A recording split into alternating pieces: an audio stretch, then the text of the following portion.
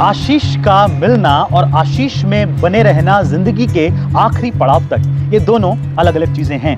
क्या आप सिर्फ आशीष पाना चाहते हैं या फिर परमेश्वर के द्वारा मिलने वाली उस आशीष में, उस आशीर्वाद में, उस परमेश्वर के वादे में जिंदगी के आखिरी पड़ाव तक बने भी रहना चाहते हैं? कि आप उस बुलाहट में, उस आशीष में, उस वाचा में, उस आशीर्वाद में जो आपको प्रभु यीशु मसीह में मिली है, आप अपने आखिरी समय तक बने भी रहें। Suleman as wise as Solomon, दुनिया का सबसे बुद्धिमान व्यक्ति के जिंदगी से जब हम इस बात को देखेंगे तो वहां पर एक बात को देखेंगे कि सुलेमान का पूरा जीवन काल बड़ा ही प्रभावशाली, वैभवशाली और परमेश्वर के भय में भी बना रहा। राजाओं के वृत्तांत की पहली पुस्तक और उसके जब 11 अध्याय में जब आप आएंगे ना, तब आप सुलेमान के पतन का कारण देखेंगे और आप देखेंगे कि कैसे अंतिम समय में वो उस आशीर्वाद सुलेमान से हट गया परमेश्वर के वचन के प्रति अनाज्ञाकारिता के चलते। और वो क्या बात है जो हमें परमेश्वर के वाचा में या परमेश्वर के आशीर्वाद में जीवन भर बना के रखता है? वो क्या है?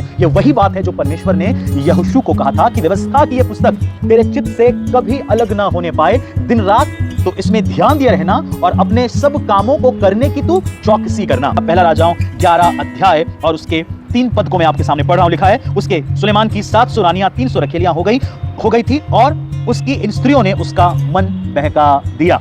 क्या हुआ? जब सुलेमान बूढ़ा हुआ, जिंदगी के आखिरी समय में, यानी जब सुलेमान बूढ़ा हो गया, तब उसकी स्त्रियों ने उसका मन पराये देवताओं की ओर बहका दिया। अंत के समय में वो बहक जाता है और उसका मन पराये देवताओं की ओर हो जाता है। क्यों? क्योंकि उसने अन्य जातियों में वो असमान जुए में जुटा और उसने परमेश्वर के वचन को, परमेश्वर की व्यवस्था को, परमेश्वर की विधि को पूरे मन से करने की चौकसी नहीं की और वो बहका दिया गया। येहू की जिंदगी में भी इस बात को देखते हैं। दूसरा, राजाओं की जब पुस्तकों को पढ़ेंगे आप तो उसमें एक सार पाएंगे कि वो राजा, वो भविष्यवक्ता, वो प्रजा के लोग जिन्होंने परमेश्वर के वचन को पूरा करने की चौकसी की, अपने जिंदगी के आखिरी समय तक परमेश्वर के वचन के अनुसार जो चलते रहे, परमेश्वर ने उनका सम्मान किया। और जिन्होंने परमेश्वर को त्यागा, जिन्होंने परमेश्वर के वचन को के अनुसार, परमेश्वर की व्यवस्था के अनुसार चलने की चौकसी नहीं की, वो नाश हो गए।